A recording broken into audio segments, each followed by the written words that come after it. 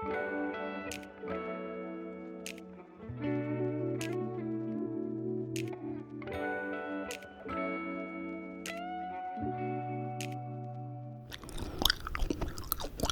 guys, and welcome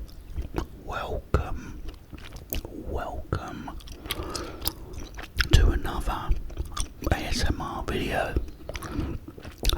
And I'm proud to say I've hit 45,000 subscribers.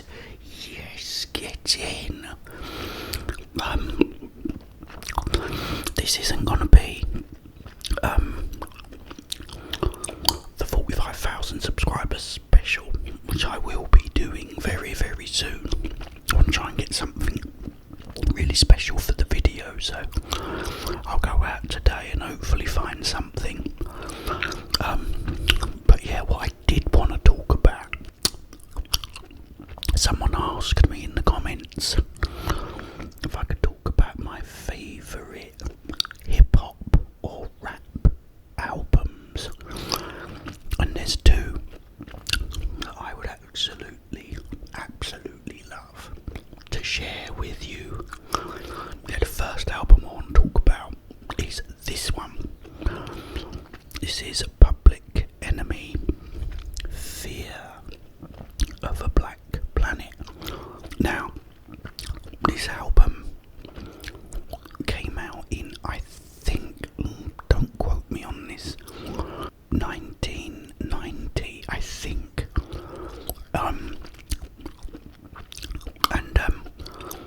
I had a CD player at the time, and I bought this on CD, and it's absolutely brilliant. It's like, it's, if you imagine just getting like the drum beat and then just having a sample and just throwing that over there, and getting another sample, throwing that over there, and it all just sort of going together. It was almost sort of chaotic, the music, which I loved, almost chaotic. And there's on one of the tracks called Brother's Gonna Work It Out, and you've got this guitar, like a guitar solo someone's playing, and as I said, it's just here, there and everywhere, the music. I thought it was brilliant, so sort of chaotic, the way it feels. It also has the really great track, which is called Welcome to the Terror Dome as well, but amongst lots of other tracks. And I remember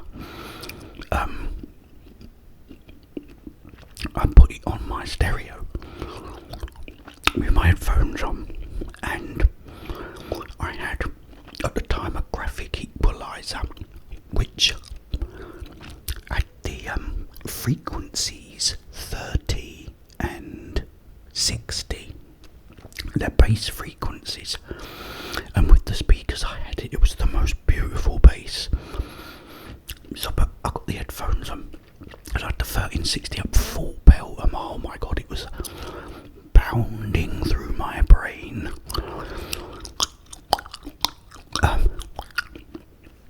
They did in fact inspire me, Public Enemy. I started recording an album called Fear of a Slithering Planet, and the band was called Coberetta, and the idea was that we had a snake, or I had a snake, that was the lead rapper, and I never got round to finishing it. Unfortunately, I didn't finish it. I did quite a few songs, but I never finished it. I could upload it actually, just as an unfinished album, because there was quite a few on there. But yeah, I never did finish it. But that is a brilliant album. One of my absolute favourites, and again, just as I said, so chaotic. It's like they're just throwing sort of samples and everything all into the mix. But for me, it worked. Plus with the rapping too. Absolutely superb album. But yeah, so that's definitely one of them. And the other one is this one, which is the Marshall Mathers LP. And at the time, I wasn't working. I couldn't work because I had agoraphobia, which was really awful, and I couldn't go out. And yeah, it was a good time, I guess, but because I couldn't go out, I would sort of do all the washing and the cooking and the ironing. And what I used to do, I had this little Kenwood stereo up in the bedroom, and my nephew actually lent me the album on CD. So what I used to do, after I'd done the washing and it had like dried on the clothes horse, I would go upstairs with all the dry washing and iron it. So I get the ironing board out and the iron and put the Marshall Mathers LP on while I was ironing. And I mean, just the opening track, which is Kill You. I'ma kill you. The music to it apparently was, I think it was a mobile phone ringtone that I think was probably Dr. Dre when it used. And I just loved it. It was just that one song, and I thought, oh, that's so cool. But then it had Stan on it, and all the great singles that was on it. But there's one on it called Remember Me, and when I used to listen to it with headphones on my big stereo downstairs, it starts off and the bloke says, I drop bombs like Hiroshima, and it just goes only much louder, and it's absolutely brilliant.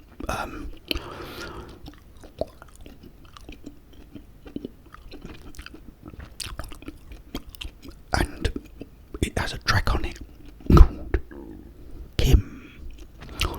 Now, not on the first album, it's kind of weird because the track's called Bonnie and Clyde, and it's Marshall and his daughter in a car, and everything has already happened, right? And that's what that song is. But on the second album, it's what happened before that, and it's called Kim. And it's, very, very disturbing. But that's a good thing. That's what gives the album its, I'm higher power. What gives it its power is, every track. I mean, Eminem just wasn't afraid to just go for it and tell it as it is, and he's still a lyrical genius. I mean, his new albums are brilliant as well. This was just my favourite one. I loved many wonderful things here at the Academy. I love all his, well, yeah, most of his albums. Some I haven't listened to, would you believe, but you know, his most recent ones, like, you know, Kamikaze and Music to be Murdered By, and the second one, and the new one, absolutely brilliant. I've always thought he was amazing, and he still is. Yeah. So that is definitely another one of my favourites. You know, again, just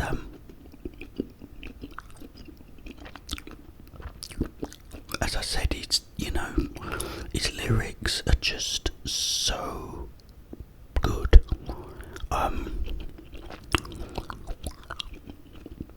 You know, there's one as well called Marshall Mathers that's actually on it, where he actually sort of, he almost sings. You know, it's like, just Marshall Mathers. I'm just a regular guy, don't know why all this stuff about me. You know, and brilliant, absolutely brilliant album. So yeah, I mean, that's a couple of my favourite hip hop and rap albums, which I absolutely love. I haven't listened to Fear of a Black Planet in a very, very long time. Again, see, when I left London, I left all my CDs there. I must have about 500 in this cabinet in London. But when I go back, which I will be doing soon, then I'm going to bring some home with me, and that one will probably be one of them. So yeah, sorry for saying a lot.